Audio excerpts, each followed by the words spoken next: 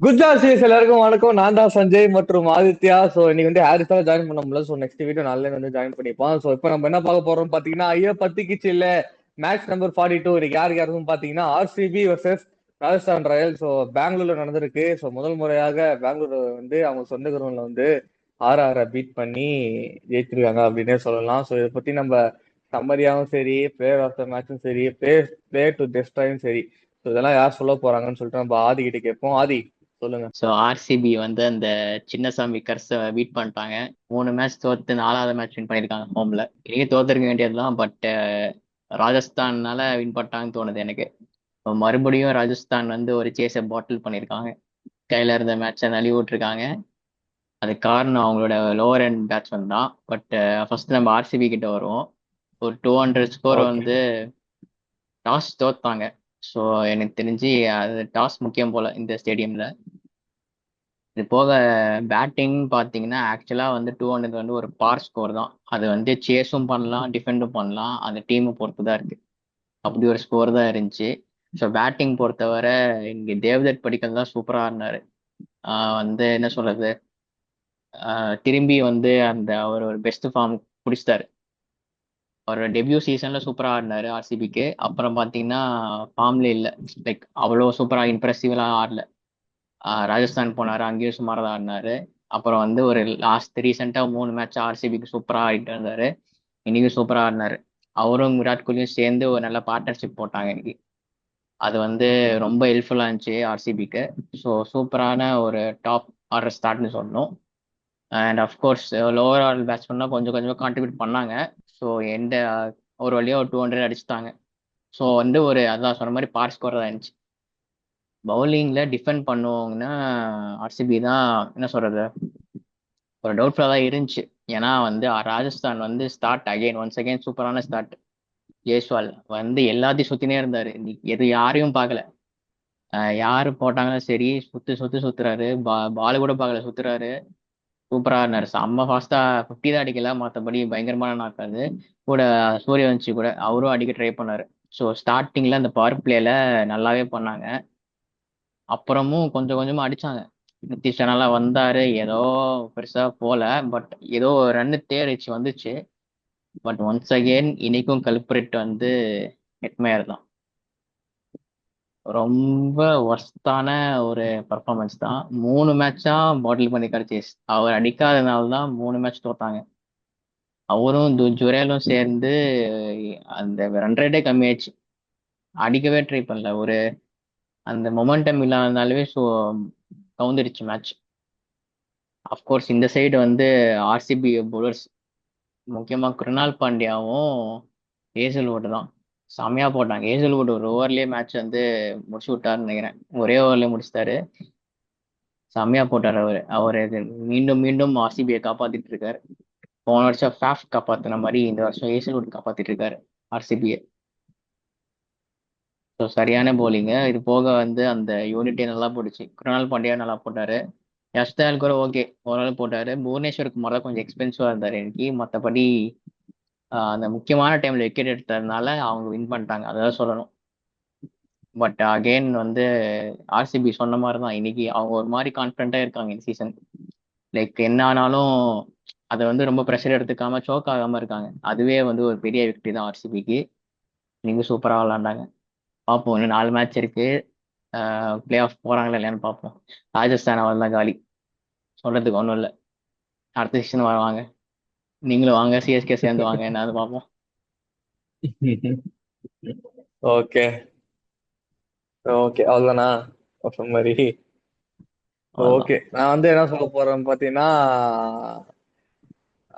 பராகுக்கும் கேப்டன்சிக்கும் luck இல்ல. So போன match அதுதான் நான் சொன்னேன். ஸோ திரும்பவும் அதுதான் சொல்றேன்.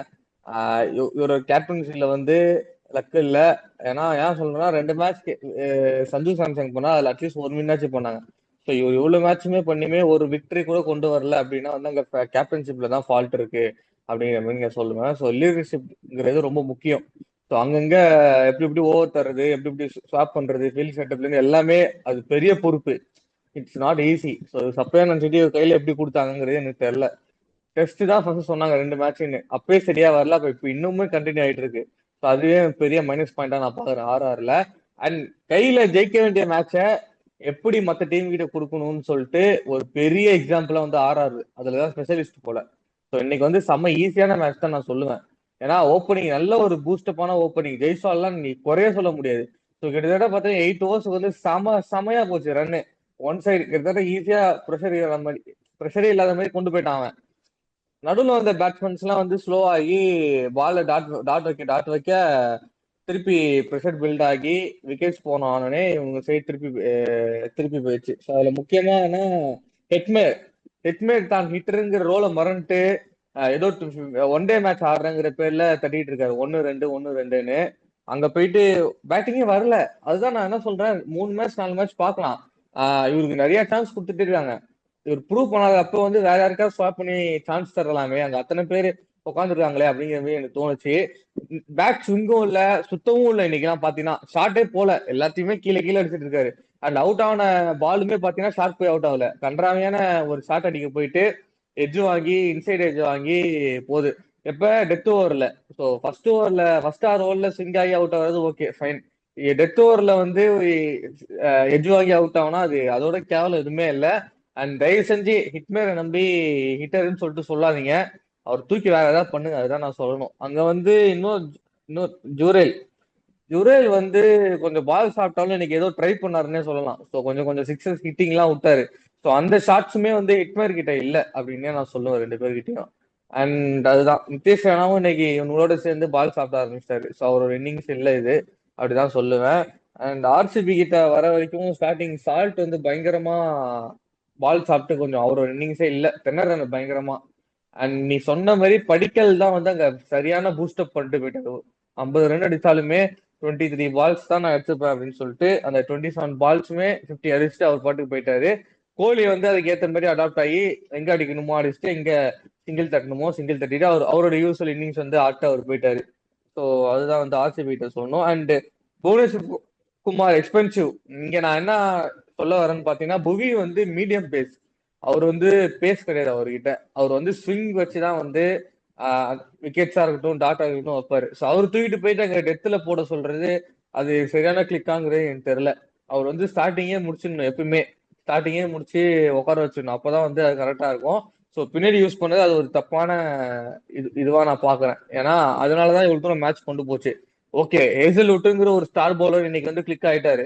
அவர் ஓவரே ஃபர்ஸ்ட் 2 ஓவர் போலான்ட்டானுங்க. ஸோ லாஸ்ட் 2 ஓவர்ல லாஸ்ட்ல டெட்ல போடும்போது எல்லாம் கண்ட்ரோல் பண்ணிட்டாரு. ஸோ விக்டரி ஆகி போச்சு. இன்கேஸ் அவர் ஓவரும் கிக் ஆகல அப்படின்னா வந்து மேட்ச் வேற மாதிரி போயிருக்கலாம். ஸோ அதனால இந்த மாதிரி ட்ரை பண்ண வேணாம் அப்படிங்கிற மாதிரி நான் யோசிச்சேன். ஸோ மற்றபடி ஆர்சிபிக்கு வந்து ஒரு என்ன சொல்றது, ஃபர்ஸ்ட் மேட்ச் விக்டரி அவங்களோட சொந்த பிச்சில். ஸோ அவ்வளவுதான், அதை வந்து கொண்டாட்டோம். அவங்க எல்லாமே ஃபேன்ஸ் எல்லாமே வந்து ரொம்ப வெறித்தனமா இருக்கானுங்க. ஸோ அது ஏத்த மாதிரி போட்டோம். அண்ட் நீ சொன்ன மாதிரி குணல் பாண்டியா ஓவும் வந்து பயங்கரமா போட்டிருக்காரு. 4 ஓவர் போட்டு 33 ரன் 2 விக்கெட். அவரு கூட பாத்தீங்கன்னா சுயேஷ் சர்மாவும் அந்த ஸ்பின்னர் அந்த 8 ஓவர் ஸ்பெல்லு மாதிரி கொடுத்தாங்க மாத்தி மாத்தி, அது சூப்பரா கண்ட்ரோல் பண்ண, அங்கதான் கண்ட்ரோல் ஆச்சு. இவனுக்கு அங்கதான் டென்னர்னி ஸ்லோ ஆனானுங்களே அப்படின்னே சொல்லலாம். ஸோ அதுதான் நான் சொல்ல வந்தேன். அண்ட் இங்க வந்து எதுவும் சொல்றதுக்கு ஒன்றும் இல்லை, மொத்த டீமாவே ஃபெயில் ஆயிட்டானுங்க. ஸோ அதுதான், வேற ஏதாவது அவள் தான் வெளில போயிடுச்சு. ஸோ கண்டிப்பா அவுட் நெக்ஸ்ட் அவ்வளவுதான். சீசன் எனக்கு அவ்வளவுதான், முடிஞ்சு தெரிஞ்சு போச்சு. நம்மளே மேல வந்துரும் நினைக்கிறேன். அப்படிதான் ஆடுறாங்க இவனுங்க. நம்மளாச்சு ஏதோ மொக்க டீம் இருந்தா கூட லாஸ்ட் வரைக்கும் மாதிரி ஏதோ ட்ரை பண்ணுவாங்க. இவனுங்க எல்லாம் கையில இருக்கிற மேட்சை வந்து இந்தா வச்சுக்குன்னு சொல்லிட்டு கொடுத்துட்டு போறாங்க. இது ஒரு மேட்ச் நடக்கல, 3 4 மேட்சா இதான் நடந்துட்டு இருக்கு கண்டினியூஸா. ஸோ அதுதான். இல்ல இதுல நமக்கே தெரியுதா அது ரிசல்ட். டிராவிட் அங்க கோச் எல்லாம் கொஞ்சம் மாத்தலாம்ல. ஹெட்மேர் என்னத்த ஆடுறான், எனக்கு செம்ம காண்டாவது. எனக்கு அவன் கேம் பார்த்தாலே அப்படியே இரிட்டேட் ஆகி வெறியாது. என்னடா பண்றீங்க நீங்க, ஹிட்டர் தான் நீனு அப்படிங்கிற மாதிரி தான் எனக்கு பிரச்சனை. செம்ம டென்ஷன் ஆகுது. தயவு செஞ்சு ஏதாவது பண்ண சொல்லு, அவ்வளவுதான். இந்த ஐபிஎல் விட்டு வெளில போக சொல்லு, அடுத்த வருஷம் என்ன பண்றாங்கன்னு பார்ப்போம், அதுதான் பண்ணணும். ஸோ ஓகே, ஓவராலா முடிச்சிட்டோம். ஸோ ஆர்சிபி வந்து ஒரு வெற்றியாக ஃபயராக கொண்டு போயிட்டு இருக்காங்க. ஸோ பிளே ஆஃப்ல போவாங்கன்னு சொல்லிட்டு வெயிட் பண்ணி அவங்க அந்த டாப் 4க்கு வந்து எனக்கு தெரிஞ்சு ஜிடியும் ஆமா, சண்டை இருக்கு. டிசியும் ஈஸியா உள்ள போயிடுவாங்க. தெரிஞ்சு போயிடுவாங்க. மும்பை இந்த லாஸ்ட் மும்பை 2 மேல பேருக்கு தான் வந்துட்டாங்க வந்து ஆர்சிபி.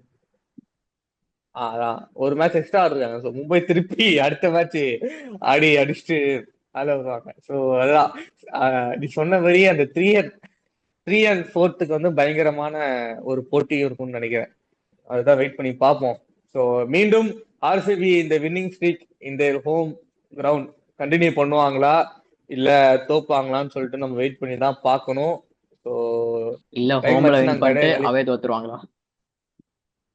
ஹோம்ல வின் பண்ணிட்டு அவே தோத்துருவாங்களான்னு சொல்லிட்டு நம்ம வெயிட் பண்ணி தான் பார்க்கணும். என்ன பண்ண போறாங்கன்னு சொல்லிட்டு வெயிட் பண்ணி பார்ப்போம். ஸோ இன்னைக்கு டைம் ஆயிடுச்சு, நாங்கள் கடையை காலி பண்றோம். ஸோ உங்களிடமிருந்து விடைபெறுவது உங்க சஞ்சய் மற்றும் ஆதித்யா ஃப்ரம் குஜால். ஸோ இந்த மாதிரி நிறைய வீடியோஸ்லாம் வரணும் அப்படின்னு பார்த்தீங்கன்னா நீங்க பண்ண வேண்டியது வந்து 3 விஷயம் தான். லைக் பண்ணுங்க, ஷேர் பண்ணுங்க, சப்ஸ்கிரைப் பண்ணுங்க, மறக்காம அந்த பெல் பட்டன் அடிச்சு ஆல்ல போட்டுக்கோங்க, மறக்காம அந்த சர்ப்ரைஸ் பண்ணுங்க. பாய்.